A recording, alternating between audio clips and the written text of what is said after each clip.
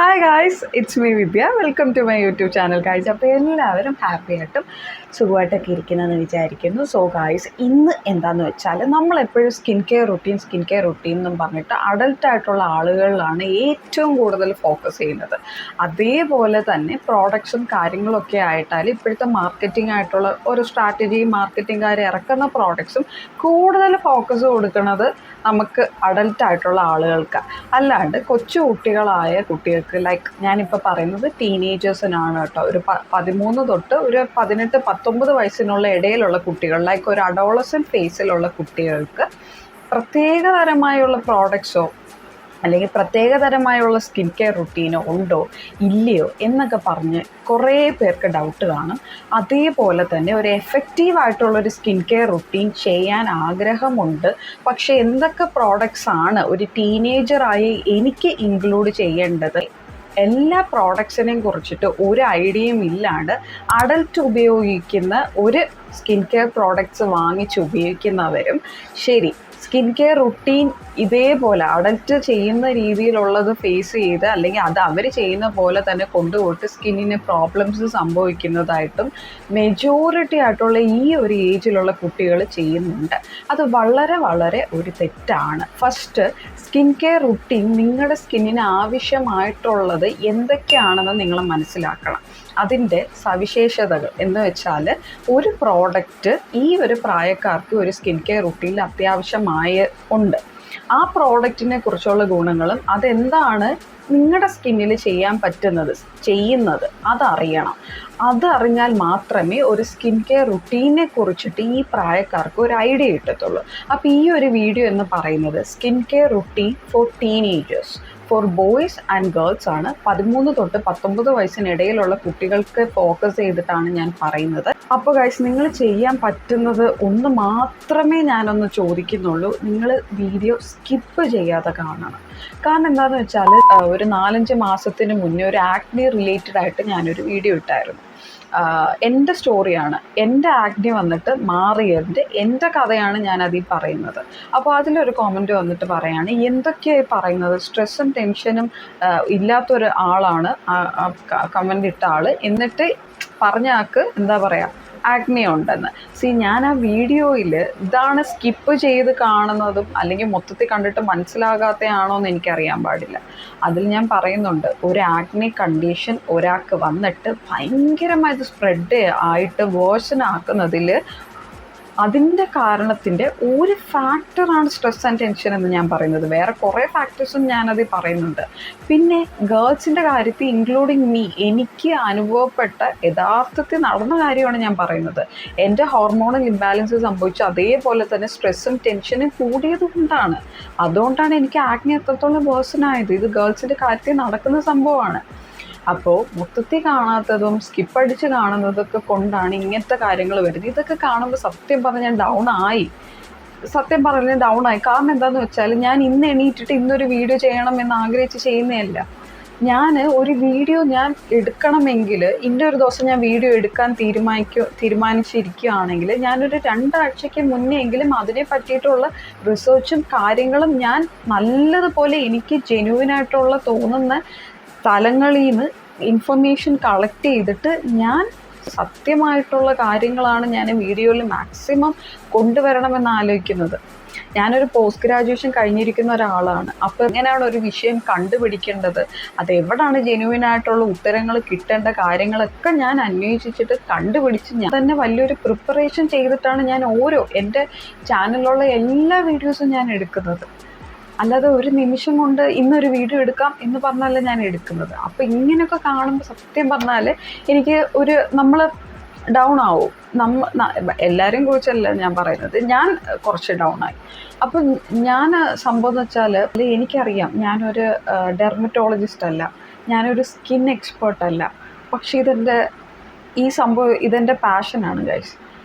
അതുകൊണ്ട് അതിലെത്രത്തോളം ഒരു 100% ആയിട്ട് ഒരു എഫേർട്ട് കൊടുത്ത് മാക്സിമം എൻ്റെ വീഡിയോ കാണുന്ന ഒരു 2-3 എത്ര പേരായാലും അവർക്ക് ജെന്യുവിനായിട്ട് തോന്നുന്ന സത്യങ്ങൾ മാത്രമാണ് എൻ്റെ വീഡിയോയിൽ ഇൻക്ലൂഡ് ചെയ്യേണ്ടത് എന്നൊരിതിലാണ് ഞാൻ വീഡിയോ തുടങ്ങിയേക്കുന്നതും അല്ലെങ്കിൽ എൻ്റെ ഈ ഒരു ചാനൽ ഞാൻ സ്റ്റാർട്ട് ചെയ്തേക്കുന്നതും. ഇപ്പോൾ വരെയുള്ള വീഡിയോസിലും ഞാൻ മാക്സിമം അത് ഇൻക്ലൂഡ് ചെയ്യുന്നത്. ഞാനിപ്പോൾ ഈ ചാനൽ തുടങ്ങിയിട്ട് ഒരു 10 മാസമായി. I M struggling. ഇപ്പോഴും ഞാൻ സ്ട്രഗിൾ ചെയ്തുകൊണ്ടാണ് ഇരിക്കുന്നത്. നല്ല രീതിക്ക് ഞാൻ സ്ട്രഗിൾ ചെയ്യുന്നുണ്ട്. ഒരു വീഡിയോ എന്താ എവിടെയും എത്താത്ത എന്നുള്ളൊരു ചിന്ത എനിക്കുണ്ട്. ഈ ഒരു കാര്യത്തിൽ ഞാൻ ഇടുന്ന വീഡിയോസിൽ എൻ്റെ മാക്സിമം എനിക്ക് പറ്റുന്ന രീതിയിലുള്ള ഹാർഡ് വർക്ക് ഞാൻ ചെയ്തിട്ടാണ് ഇടുന്നത്. അത് നിങ്ങൾ എത്ര പേര് വിശ്വസിക്കത്തില്ല എന്നെനിക്കറിയാൻ പാടില്ല. പക്ഷെ എൻ്റെ ഒരു ജെന്യുവിനായിട്ടുള്ള കാര്യമാണ് ഞാൻ ഇടുന്നത്. വെറുതെ അല്ല ഇടുന്നത്. കുറേ കണ്ടുപിടിച്ച് കുറേ രീതിയിൽ പ്രിപ്പയർ ചെയ്തിട്ടാണ് ഓരോ വീഡിയോ ഞാൻ ചെയ്യാറുള്ളത്. വെറുതെ ചെയ്യത്തുമില്ല ഇനി. അപ്പോൾ മാക്സിമം സ്കിപ്പ് ചെയ്യാണ്ട്, നിങ്ങൾക്കിപ്പോൾ ഒരു അഡൽട്ടാണ് ഈ വീഡിയോ കാണുന്നുണ്ടെങ്കിൽ നിങ്ങളുടെ സിബ്ലിങ്സ് ആയിട്ടുള്ള അനിയനോ അനിയത്തിക്കോ ഒക്കെ പറഞ്ഞു കൊടുക്കാം. കാരണം ഈ ഒരു 13 തൊട്ട് 19 വയസ്സിൽ എനിക്കൊരു കാര്യവും അറിയത്തില്ലായിരുന്നു. ഞാൻ ഓരോരുത്തർ ഈ വലിയ വലിയ ആളുകൾ പറയുന്ന ഭയങ്കര പൊട്ടമായ ഒരു മന്ദബുദ്ധി പിള്ളേരെ കണക്ക് ഓരോ പ്രോഡക്ട്സ് വാരി തീക്കുമായിരുന്നു. എനിക്ക് എന്തൊക്കെ അബദ്ധങ്ങളാണ് പറ്റിയിട്ടുള്ളത്. അതൊക്കെ കാരണം എൻ്റെ സ്കിൻ എന്തോരം അഫക്റ്റ് ആയിട്ടുണ്ടായിരുന്നു. അങ്ങനെയൊക്കെ അനുഭവിക്കുന്ന കുറേ കുട്ടികൾ കാണും, ഓരോരുത്തർ പറഞ്ഞ് വാങ്ങിച്ചു ഉപയോഗിക്കുന്ന കുട്ടികളൊക്കെ. അപ്പോൾ അതുകൊണ്ടാണ് ഞാൻ പറയുന്നത്, കുറച്ച് കാര്യങ്ങൾ നിങ്ങൾക്ക് ഈ വീഡിയോയിൽ നിന്ന് നിങ്ങൾക്ക് മനസ്സിലാകും. പിന്നെ ഞാൻ ഈ പറയുന്ന skin care routine 4 skin care റുട്ടീനാണ് പറയുന്നത്. ആ 4 സ്കിൻ കെയർ റുട്ടീൻ പറഞ്ഞു കഴിഞ്ഞിട്ട് ഇത് നമുക്ക് ബേസിക്കായിട്ട് ഈ കുട്ടികൾക്ക് അവരുടെ ചർമ്മത്തിന് കൊടുക്കുന്ന ഒരു സംരക്ഷണമാണ്. എന്നിട്ടും നിങ്ങൾക്ക് പ്രശ്നങ്ങൾ ഒട്ടും പറ്റുന്നില്ല, എനിക്ക് ആഗ്നി ഒരുപാട് കൂടി എന്ന് പറയുമ്പോൾ ഒരു അഡൽറ്റ് ഉപയോഗിക്കുന്ന ഒരു ക്രീമോ പ്രോഡക്ട്സോ വാങ്ങിക്കാണ്ട് നേരെ ചെന്ന ഒരു ഡെർമറ്റോളജിസ്റ്റിനെ കാണുക. നിങ്ങളുടെ ഏജിനും നിങ്ങളുടെ അഡോളസെൻ്റ് പീരീഡിനനുസരിച്ചുള്ള ഒരു മരുന്ന് തരും. അല്ലാതെ വേറൊന്നും നിങ്ങൾ ചെയ്യാതിരിക്കുക. ഓക്കെ, അപ്പോൾ നമുക്ക് വീഡിയോ സ്റ്റാർട്ട് ചെയ്യാം. അപ്പോൾ ഗൈസ്, നമുക്ക് ഈ ഒരു അഡോളസെൻ്റ് ഫേസിലുള്ള കുട്ടികൾ ഏറ്റവും കൂടുതൽ അവരുടെ ഹോർമോണൽ ചേഞ്ചസും അതേപോലെ തന്നെ ഫിസിക്കലായിട്ടുള്ള മാറ്റങ്ങൾ സംഭവിക്കുന്ന ഒരു ടൈം പീരീഡാണ് ഇത്. അപ്പോൾ നമ്മളിവിടെ കാണാൻ പോകുന്നത് സ്കിന്നിൽ സംഭവിക്കുന്ന മാറ്റങ്ങളെക്കുറിച്ച് റിലേറ്റഡ് ആയിട്ട് അതിനനുസരിച്ചുള്ള ഒരു എഫക്റ്റീവായിട്ടുള്ളൊരു സ്കിൻ കെയർ റുട്ടീനാണ് ഞാൻ പറയുന്നത്. അപ്പോൾ സ്കിന്നിനെന്ന് പറയുമ്പോൾ നിങ്ങൾ ശ്രദ്ധിക്കേണ്ട ഒരു കാര്യം എന്താണെന്ന് വെച്ചാൽ, സ്കിന്നിൽ ഈ ഒരു ഫേസിലുള്ള കുട്ടികൾക്ക് ഒരുപാട് മാറ്റങ്ങൾ സംഭവിക്കുന്ന ഒരു ടൈമാണ്. ഒരുപാട് മാറ്റങ്ങളെന്ന് പറയുമ്പോൾ ലൈക്ക് എന്താ പറയുക, സെബം പ്രൊഡക്ഷൻ ഓയിൽ ഗ്ലാൻസിൽ നിന്നും ഒരുപാട് സെബം പ്രൊഡക്ഷൻ വരുമ്പോൾ നല്ല രീതിക്കുള്ള ഒരു എണ്ണമായി നിങ്ങളുടെ മുഖത്ത് വരുന്ന ഒരു ടൈം പീരീഡാണ്.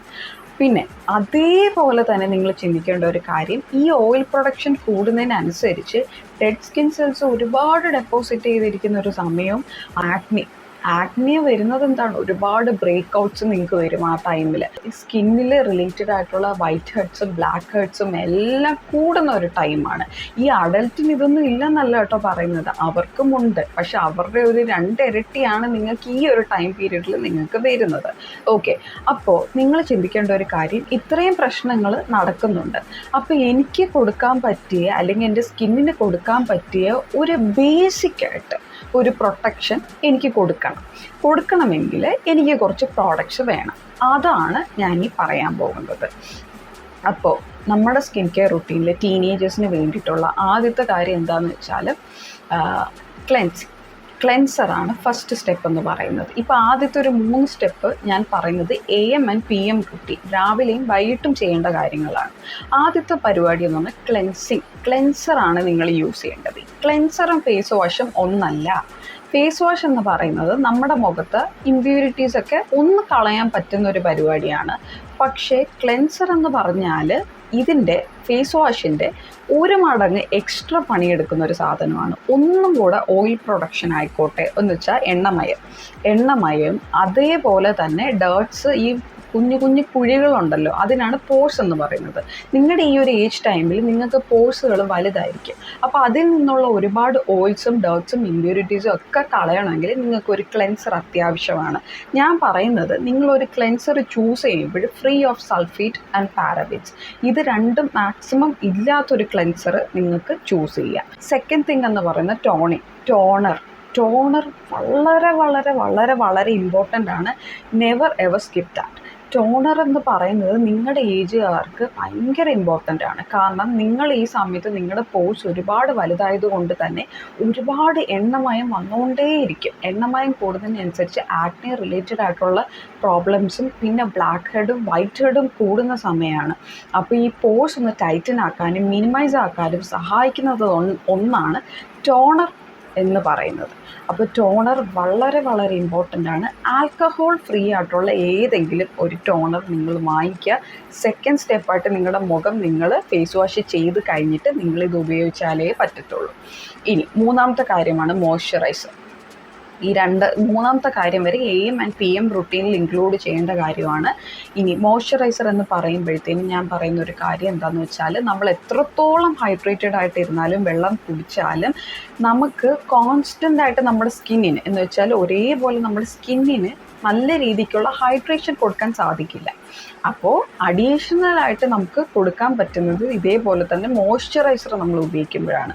മോയ്സ്ചർ എന്താണെന്ന് പറയുന്നത് എന്താണ്, വെള്ളത്തിൻ്റെ ആ ഒരു ലിക്വിഡ് കണ്ടൻറ്റ് അത് മെയിൻറ്റെയിൻ ചെയ്ത് ലോക്ക് ചെയ്ത് കൊണ്ടുപോകുന്ന സംഭവമാണ് മോയ്സ്ചറൈസർ എന്ന് പറയുന്നത്. സോ നിങ്ങളൊരു ലൈറ്റ് വെയ്റ്റ് ആയിട്ടുള്ള ഒരു മോയ്സ്ചറൈസർ എടുക്കുക, free of sulphates and parabens. Okay, അപ്പോൾ മോയ്സ്ചറൈസറും PM റുട്ടീനിൽ ഇൻക്ലൂഡ് ചെയ്യേണ്ടതാണ്. വൈകിട്ടും നിങ്ങൾ സ്കൂളിലൊക്കെ വിട്ട് വന്നു കഴിഞ്ഞിട്ട് നിങ്ങൾ മുഖം ഇതേപോലെ ക്ലെൻസർ ഉപയോഗിച്ച് കഴുകുക, രണ്ടാമത് ടോണിങ് ചെയ്യുക, മൂന്നാമത് മോയ്സ്ചറൈസർ ഉപയോഗിക്കുക. ഓക്കെ, അപ്പോൾ അഡീഷണൽ ആയിട്ടൊരു നാലാമത്തെ സ്റ്റെപ്പ് അല്ലെങ്കിൽ ആ ഒരു റുട്ടീൻ എന്ന് പറയുന്നത് സൺസ്ക്രീൻ പകൽ നിങ്ങൾ ചെയ്താലേ പറ്റത്തുള്ളൂ.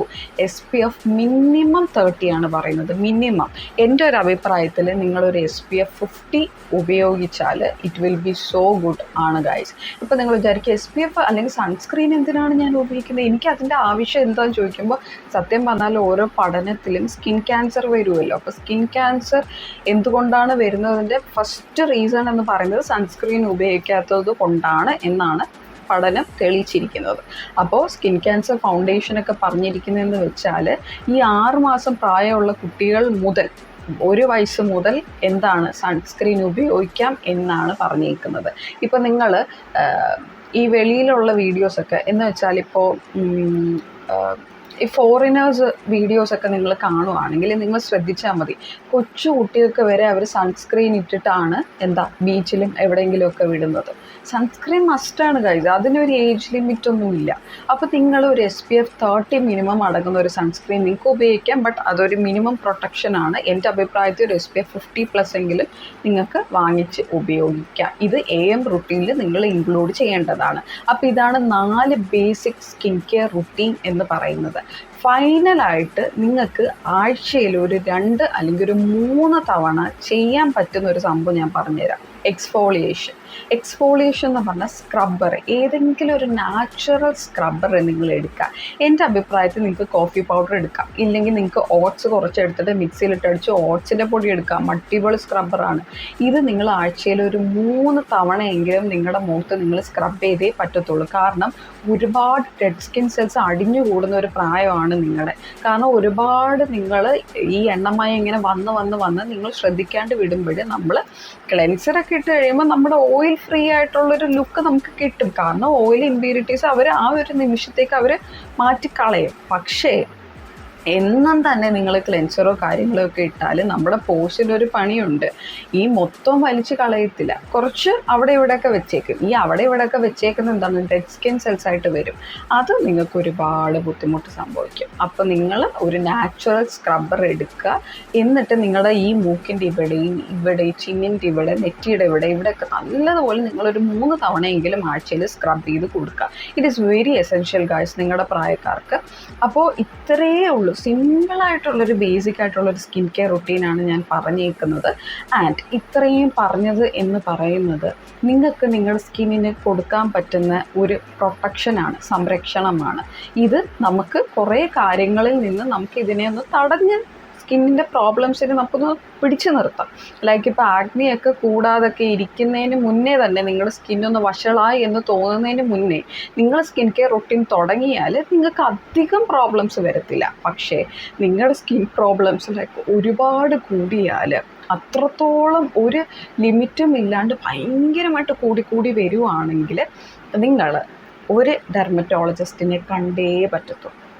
കാരണം നിങ്ങളൊരു അഡൽറ്റ് ചെയ്യുന്നിപ്പോൾ എനിക്ക് ഒരുപാട് ആക്നെ വന്നു, എനിക്ക് ഒരുപാട് പ്രോബ്ലംസ് സ്കിന്നിന് വന്ന് എന്ന് ഞാനൊരു പ്രോഡക്റ്റ് ഒരു വീഡിയോയ്ക്കകത്ത് പറയുവാണെങ്കിൽ, ഇപ്പോൾ അതേപോലെ തന്നെ വേറൊരാളൊരു പ്രോഡക്റ്റ് നിങ്ങളടുത്ത് പറയുക, എൻ്റെ പ്രോബ്ലംസ് മാറിയത് ഇത് ഒരു ചില വ്ളോഗേഴ്സ് ഇങ്ങനെ ബ്യൂട്ടി വ്ളോഗേഴ്സ് ഇങ്ങനെ പറയുന്ന സ്ഥിതിക്ക് ഒരിക്കലും ആ ഒരു പ്രോഡക്റ്റ്സ് നിങ്ങളുടെ പ്രായക്കാർക്ക് ഉപയോഗിക്കേണ്ട പ്രായമായിട്ടില്ല.